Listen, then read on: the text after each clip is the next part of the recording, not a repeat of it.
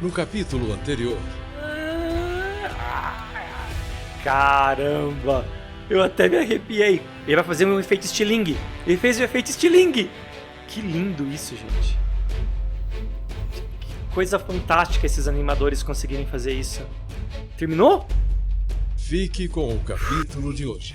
Olá a todas e a todos. Sejam bem-vindos de volta ao Simplifica.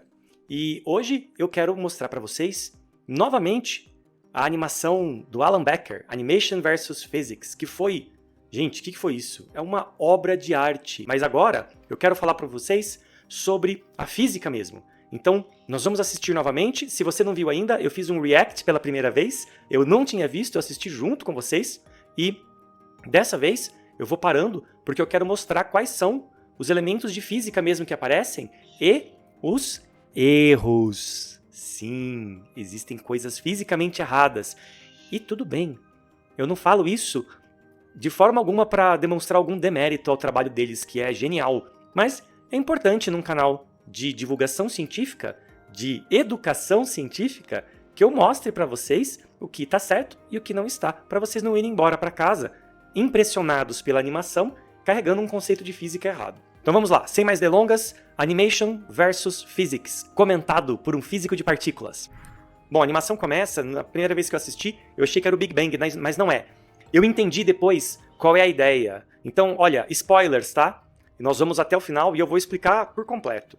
O bonequinho laranja, que dentro desse universo do Alan Becker é conhecido como O Escolhido, ele apareceu no vácuo, do nada, e foi atraído por um planeta, algo que tem um campo gravitacional. E aí ele começa a descobrir os fundamentos da física. Primeiro, tudo sobre física clássica. Ele se desloca, então ele aprende sobre deslocamento, sobre velocidade, que é a medida do deslocamento. Ele vê que o deslocamento dele é feito de vários trechos e que esses trechos todos se somam e a partir desses sucessivos deslocamentos ele pode calcular a velocidade média. Agora ele está aprendendo sobre soma de velocidades, como ele pode aumentar a velocidade somando cada vez mais, isso se chama aceleração. Ele atinge uma velocidade máxima que ele consegue fazer com o próprio corpo e cai. E ele para por causa do atrito, senão ele continuaria para sempre. Isso vai voltar depois. E durante a animação toda é recorrente, tem um brilhinho lá em cima e coisas vão caindo na cabeça dele. E nós vamos entender no final de onde está vindo isso, tá? Ele aprende agora sobre dinâmica, sobre força. Ele aprende a segunda lei de Newton. Força igual a massa vezes aceleração. Aí ele aprende sobre trabalho, potência, e ele faz um lançamento oblíquo. E lembra, temos atrito, então vai diminuindo a altura a cada vez. E aí ele pisa, olha lá, numa superfície com quase nenhum atrito. Ele anda, mas não sai do lugar. E ele aprende sobre a terceira lei de Newton, ação e reação. Ele descobre que ele só estava andando porque quando o pezinho dele empurra o chão para trás, o chão empurrava ele para frente. Agora que não tem atrito, então ele não consegue se propelir para frente, né? O chão não empurra de volta. E cai cai uma corda, lá daquela estrelinha distante. A corda agora atua como corpo extenso. E ele aprende momento angular, que é uma quantidade física conservada quando nós rodamos alguma coisa. E aqui eu vou pausar porque temos o primeiro erro. Quando ele arremessou para frente, ele deu momento, ele deu quantidade de movimento para a bolinha. A bolinha foi projetada para frente e quando esticou a corda, puxou ele também. Mas o animador esqueceu de uma coisa. Neste momento aqui, quando ele arremessa a bolinha, nesse momento aqui, ele deveria estar indo para trás. Porque se ele está parado e você joga algo numa direção, o algo te joga para trás também, com a mesma quantidade de movimento. Ou seja, o bonequinho deveria ter ido para trás, porque ele está sem atrito, e quando a corda estica, o movimento da bolinha teria cancelado com o do boneco, o do personagem, voltando a ficar parado. Então, cada um teria ido para um lado para depois parar. E no total ele não teria saído do lugar. Então aqui nós temos um erro que é não observar a conservação de momento linear. Quem aqui tem idade suficiente para se lembrar do Coiote caçando papaléguas? O Coiote fazia algumas máquinas, alguns instrumentos, onde ele amarrava um ventilador no final de um skate e colocava uma vela de barco, e aí o próprio ventilador assoprava na vela e fazia o conjunto todo andar. É a mesma situação. Você não pode, no mesmo corpo, propelir a si mesmo sem dispensar massa, sem colocar massa para fora. Algo que ele vai aprender mais tarde quando ele voar de foguete, mas nesse momento o animador pegou errado. Porém agora a gente está falando de energia. Ele rola essa bola até lá na frente, e conforme a bola está rolando, a energia potencial vai se transformando em energia cinética, que é o movimento dessa bolinha aqui, desse corpo. E você vê aqui em cima a palavra energia cinética em inglês, ela vai sendo preenchida por uma barrinha branca, como se mostrasse quanto de energia cinética está indo para lá. Então, ele está perdendo altura, mas está ganhando velocidade, e ele vem até aqui no fundo, onde você tem a energia cinética máxima e a altura mínima. Em sequência, ele começa a subir, e ele vai parar exatamente onde a energia potencial é igual à cinética. Isso porque ele está numa superfície sem atrito, não tinha atrito nenhum, tá bom? Agora ele vai tentar fazer a mesma coisa com ele, porém, como ele se pendurou na corda, ele vai se soltar de uma altura menor. Ou seja, se ele não saiu daqui, a maior altura que ele pode chegar, por conservação da energia, é a mesma altura de onde ele partiu. Ainda mais porque ele parte do repouso, ele se solta parado. Tudo isso muito, muito bem feito. Olha só, ele não chega, não importa o quanto ele arraste o pé, sem atrito para ele terminar de subir, ele está à mercê da conservação da energia. E aí o que ele vai fazer agora? Ele vai dar um puxão na corda. Quando ele fizer isso, ele executa trabalho. Ele converte energia química do corpo dele, se ele fosse um ser vivo, né, em tração através da corda. E isso vai propelir ele para frente. Então ele vai se dar uma velocidade inicial. E olha que coisa. Tem uma linha pontilhada mostrando aonde ele deveria ter a energia dele se ele tivesse saído parado, mas ele tem um excesso, ele tem um pouco a mais que foi dado pelo puxão. E por causa desse pouco a mais, quando ele chega do outro lado, ele chega em movimento. Ele tem energia para gastar, tá vendo? E aí ele vai usar um galho de árvore para fazer um torque, fazer uma tração na corda. E isso vai permitir com que ele mude a direção da força. Então ele vai lançar aquela esfera junto com ele. Ele vai executar um movimento circular ao redor. Mas como a corda vai puxando, por conservação do momento angular, ele gira cada vez mais rápido. E ele, se ele soltar no momento certo, tá coerente ele se lançar verticalmente para cima. E aí você vê que ele estava sobre um planeta. É muito linda essa imagem, gente. Não tem em cima nem embaixo, ele está no espaço agora. Funciona como um cavalo, ele bate e começa a andar. Olha aí, então ele aprende sobre impulso. Ah, o chapéu. O chapéu, veja, ele encontrou o chapéu no vácuo do espaço. Então a gente vai ter um probleminha mais pra frente que eu vou mostrar pra vocês. Eu estava falando do foguete, né? E ele aprende que para ele poder andar, ele precisa ejetar matéria. Ali estava dizendo, variação de matéria é o que dá a propulsão do foguete. Então agora nós estamos entrando na segunda parte do vídeo. Nós saímos da física mecânica clássica e agora nós entramos na mecânica relativística. Esse gráfico, deixa eu tentar sair da frente aqui, ele mostra o fator de Lorentz, que é um fator geométrico do nosso espaço-tempo. E esse fator está te dizendo o quão difícil é você acelerar mais a partir daquele ponto. Lembra, velocidade é relativa, você sempre se move com relação a outro corpo. Então aqui ele está mostrando que a velocidade é 99 metros por segundo, e você tem beta, esse símbolo, essa letra grega, que nada mais é do que a porcentagem da velocidade da luz que você está naquele momento. Então, esse gráfico, ele vem pequenininho, né? Ele é o fator de Lorentz, e aí quando beta tende a 100%, quando você está chegando perto da velocidade da luz, ele vira uma parede, ele sobe para infinito, querendo dizer que a dificuldade para você acelerar nesse momento, você está perto da velocidade da luz, tende a infinito. E é por isso que você não consegue passar da velocidade da luz. Porque, quanto mais próximo da velocidade da luz, mais difícil é aumentar essa velocidade, tendendo a uma dificuldade infinita. Então você nunca alcança a velocidade da luz. A luz tem sempre a mesma velocidade, aparece aqui a velocidade da luz. Ele consegue modificar as frentes de onda, ele aprende sobre reflexão. Isso vai ser importante depois, ele entende como funcionam as cores, então ele vai girando uma regulação ali da lanterna. Ele aprende que comprimentos de onda mais curtos têm cores mais azuladas, violeta e depois ultravioleta, que fica invisível, não é cor, a gente não enxerga. Ele vai para o outro lado, ele passa pelo vermelho, comprimentos de ondas longos, e aí ele percebe que, de novo, fica invisível, ele não consegue ver. Ele volta para a luz branca, que é a combinação de todas, e aí ele está indo em direção a um sistema estelar. Aqui ele vai usar assistência gravitacional, também conhecido como efeito Stirling, que é você voar no sentido contrário do movimento de um corpo massivo. O planeta está indo numa direção e você voa na direção contrária, e a gravidade do planeta faz com que você faça um movimento semi-orbital, e aí você sai do outro lado com mais velocidade do que você entrou, porque você absorveu um pouquinho da velocidade do planeta. E nós usamos isso para mandar nossas sondas e explorar outros mundos dentro do sistema solar. Nós usamos a assistência gravitacional. Olha, ele continua encontrando objetos aleatórios, né? Agora ele encontra um ímã em formato de ferradura.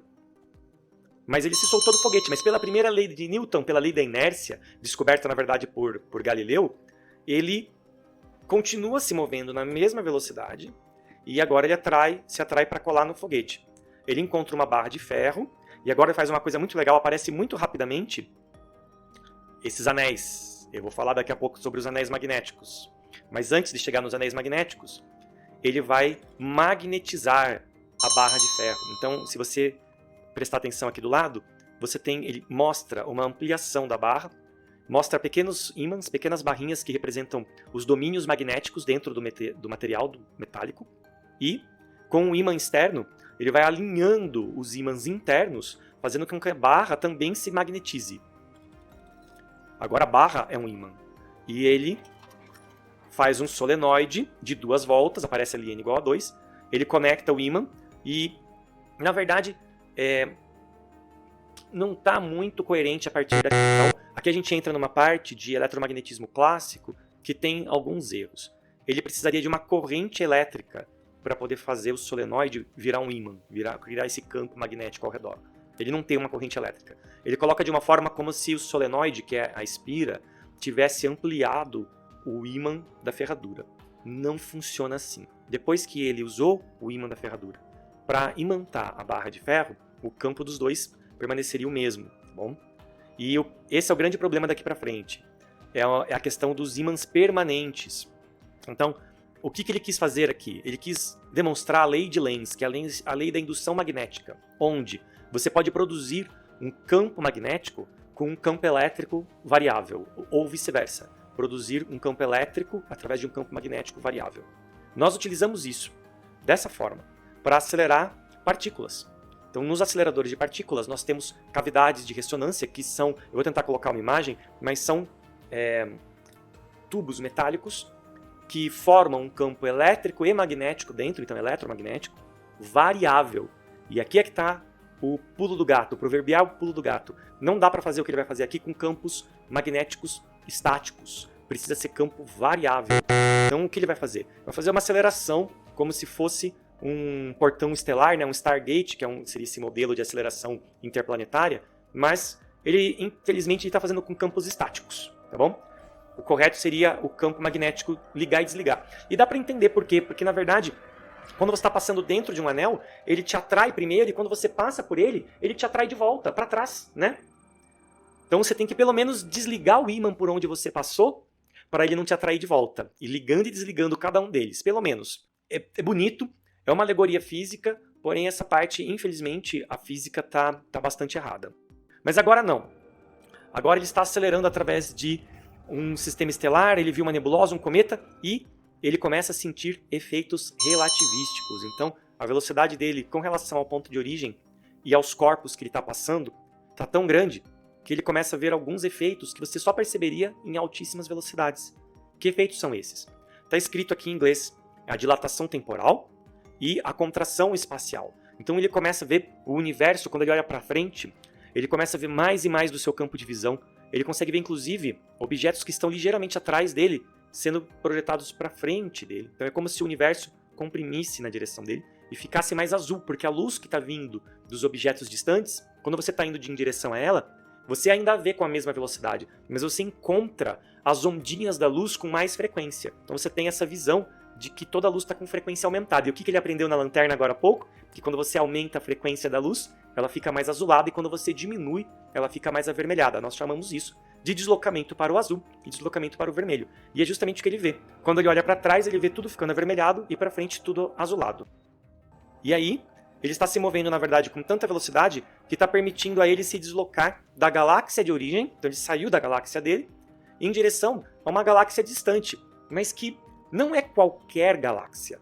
É um quasar, que são galáxias muito, muito distantes. E tem esse nome porque é uma quase estrela. Lembra em inglês estrela, star. Então quasar significa quase estelar, tá bom? Quasar são galáxias que têm um buraco negro ativo muito intenso no centro, e até tem um gráfico muito bonito aqui explicando isso. E o jato de partículas e luz do buraco negro está apontado na nossa direção. Então, para quem vê de longe, parece uma estrela. Nós estamos vendo muito de longe. Mas aqui na animação, a 80% da velocidade da luz, ele vai chegar lá. Claro, para quem ficou para trás no planetinha dele, demoraria milhões ou até bilhões de anos para chegar no quasar, mas porque ele está sentindo os efeitos relativísticos, para ele a distância encurta. Então, do ponto de vista dele, é uma distância muito mais curta. E aí ele começa a chegar no buraco negro central, dentro do quasar, dentro da galáxia. Ele atravessa o disco de acreção e aqui vai fazer um raio-x do buraco negro. E essa imagem é perfeita em termos de representação física. Pequenos detalhes gráficos, mas enfim, é uma animação de palitinho, né? Eu acho que a gente tem que assistir isso aqui no contexto correto. Então, de novo, ele mostra o gráfico de beta, dizendo que agora ele está a 97% da velocidade da luz. Ele mostra como que o espaço-tempo está compactado, né, na frente dele, então como que o espaço está contraído e o tempo está dilatado, cada vez mais, inclusive. E ele vai fazer aqui um raio-x, ele vai escrever outras informações do buraco negro daqui a pouco. E a gente pode destrinchar, então você tem o disco de acreção, que é matéria caindo, afunilando dentro do buraco negro. E aí você tem o horizonte de eventos, que é essa esfera escura que você vê ao redor, mas que na verdade não é um objeto físico, e ele vai mostrar isso daqui a pouco. É uma sombra, é o ponto onde o espaço-tempo está caindo como uma cachoeira para dentro do buraco negro, cada vez mais rápido. Pensa que é como se fosse um rio, o próprio espaço flui para dentro do buraco negro. E chega um ponto que a velocidade com que o espaço-tempo cai dentro do buraco negro é maior do que a velocidade da luz. Ou seja, o próprio espaço-tempo flui mais rápido do que qualquer coisa pode se mover dentro dele mesmo. Ou seja, você é arrastado, inevitavelmente arrastado para dentro do buraco negro. Isso é o horizonte de eventos. E aí ele dá outras características, por exemplo, o buraco negro atua como lente, então você vê um pedaço do anel, o próprio disco de acreção que está passando atrás dele, você vê aqui na lente. Eles também fizeram o anel fotônico, que é o lugar onde a luz orbita. Lembra agora há pouco, para escapar da estrela, que ele teve que ganhar cada vez mais velocidade para poder orbitar a estrela ao redor de todo o buraco negro a uma certa distância? A velocidade orbital é a velocidade da luz, ou seja, luz pode ficar presa, orbitando, igual satélites em torno da Terra, ou a Lua, ou a Terra em torno do Sol. Você tem raios de luz, ou melhor, fótons, que são partículas de luz, orbitando o buraco negro eternamente. E ele decide entrar. Vamos lá, igual um bom cowboy. E aqui, lindo, porque ele está mostrando pra gente, ó, perspectiva de quem está de fora. Se nós estivéssemos parados fora do buraco negro, vendo um objeto cair, é isso que aconteceria. A imagem tenderia para o vermelho, de novo, pelo deslocamento para o vermelho, porque a luz, para sair do objeto e chegar no seu olho, teve que subir, andar contra a cascata de espaço-tempo, a cachoeira de espaço-tempo que está tentando cair no buraco negro. E quando ela faz isso, ela perde energia. As ondas se dilatam, a ondinha da luz se dilata, ficando cada vez mais vermelha. E, por causa da dilatação do tempo, você nunca vê de fato o objeto cair do buraco negro. A imagem dele congela ali. Mas do ponto de vista de quem está caindo, não. Ele não percebe. Você está vendo que ele está chacoalhando o chapéu? Ele está tentando bater naquela parede que ele viu. Sabe a bola preta, o horizonte de eventos? Ele está tentando. Aonde está aquilo? Mas não está em lugar nenhum.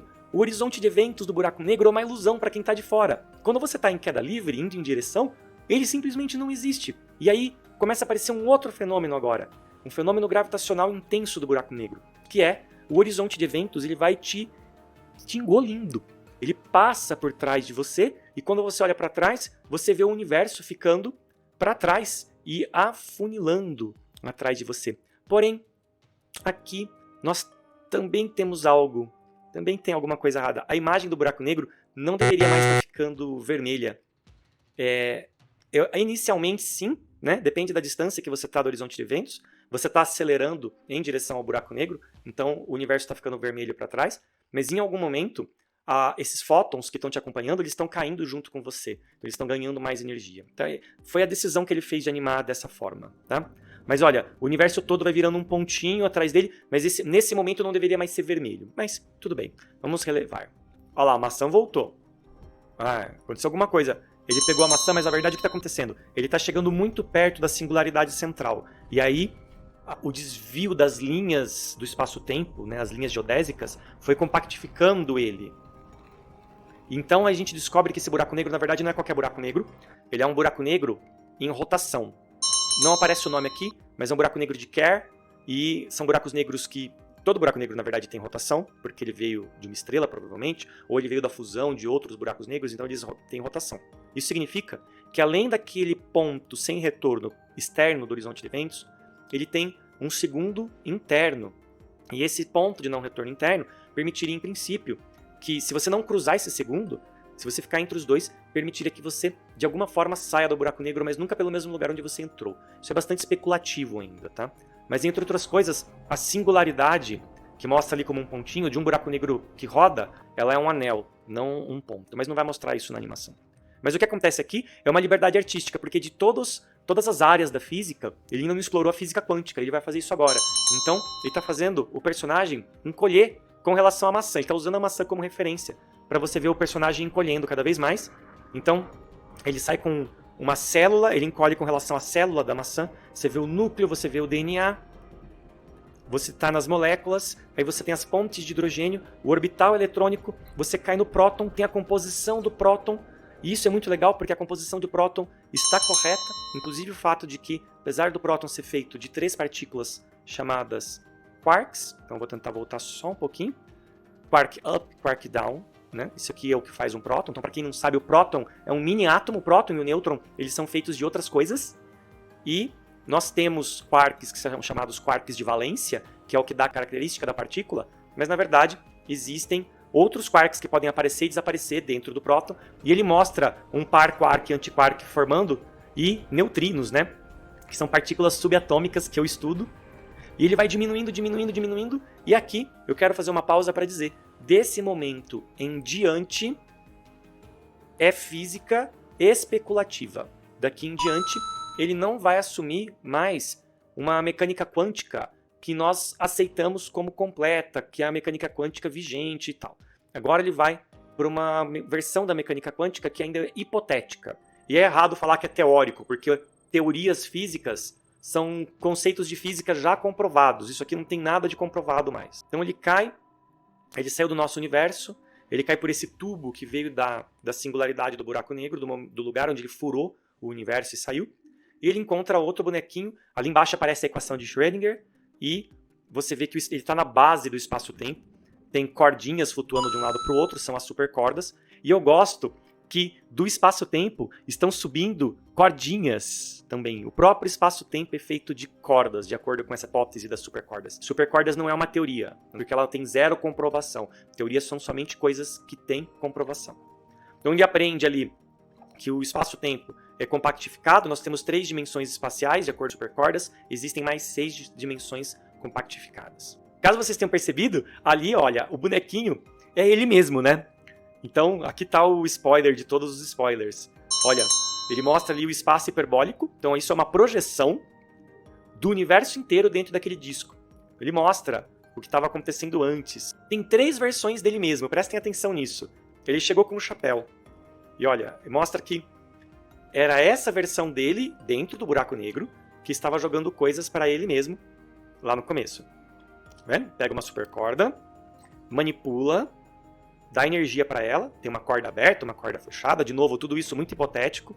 E aí, de alguma forma, né, liberdade artística, essas cordas caem pelo portal e se tornam objetos físicos. E aí ele modela um foguete. É interessante que no momento que ele vai soltar o foguete, aparece ali uma função de onda, um emaranhamento quântico, que não tem nada a ver com o foguete que ele soltou. E quando ele começa a rodar o mapa, ele roda o cilindro que está em cima. E um cilindro de espaço-tempo infinito é um cilindro de Tipler. Ele mostra ali qual é a massa desse cilindro. E o cilindro de Tipler é uma estrutura do espaço-tempo hipotética, né? A gente nunca viu, nunca construiu. Que se você girar em torno dele, você não volta no mesmo lugar, você pode voltar para trás no tempo. Então ele cria uma curva temporal fechada. E aí ele começa a ver, então, o passado. Ele começa a ver ele mesmo jogando todos os objetos que ele viu antes, incluindo os anéis de ímã permanente que permitiram ele acelerar. E esse é o mistério do vídeo inteiro, gente. É que foi tudo ele mesmo, fazendo com ele mesmo. Aí mostra a hora que ele estava olhando o buraco negro de longe, né, flutuando no disco de acreção. Era ele que jogou a maçã para ele mesmo, a maçã sai do buraco negro, bate e cai de volta no buraco negro. Lembra dessa cena? Nós estamos vendo agora ela de outro ponto de vista, eles se divertem ali. E ele joga a maçã, olha o que ele vai fazer. Joga a maçã mais uma vez. Lembra, a maçã apareceu 2 vezes. E agora ele vê ele mesmo caindo. Está acontecendo de novo. Ele pega o chapéu, põe nele mesmo. Aí ele muda isso aqui, de novo, super hipotético. As supercordas, na verdade, não é um modelo matemático, são vários modelos matemáticos. E eles são representados de diversas formas. Você fazer a conta, fazer uma previsão com supercordas, utilizando uma versão do modelo, é mais difícil do que em outras. Então, o que ele quis passar ali? que ao mudar o tipo de modelo, o tipo de interpretação de supercordas que ele está usando, ele fez uma coisa que era impossível se tornar fácil para ele. Essa é a ideia. E aí, como que tudo começou? O bonequinho laranja do lado do universo compactificado, com o outro caindo de chapéu em cima. Ou seja, esse momento do vídeo é exatamente, deixa eu ver se eu consigo encontrar aqui, esse aqui, de novo, onde ele cai e encontra ele mesmo. Tá vendo que o outro bonequinho está até olhando para baixo? Ele acabou de ver a outra cópia dele saindo com o chapéu. Ele é o quem estava de chapéu até agora, o outro foi embora de chapéu e esse aqui caiu. Então, é tudo cíclico. Tudo que está acontecendo na animação como um todo está se repetindo em loop infinito. A única coisa que não fecha é o chapéu. Se ele está indo embora com o chapéu aí, como que o chapéu foi parar na cabeça do outro boneco? É um paradoxo. Ele não deu o chapéu. Então, para a animação ficar completa, ele deveria ter jogado o chapéu lá no começo, a hora que ele encontra o chapéu no vácuo do espaço flutuando. É o primeiro objeto que ele encontra depois que ele monta no foguete. É isso. Eu espero poder ter mostrado para vocês. Eu sei que, em termos de emoção, eu já tinha assistido, então eu tentei destrinchar a física do que está acontecendo, os acertos e os erros. Se você gostou, por favor, fique com a gente, faça parte do Se Amplifica, volte para ver nossos próximos vídeos e ajude a divulgar esse vídeo para quem você acha que gostaria também. Vejo você na próxima.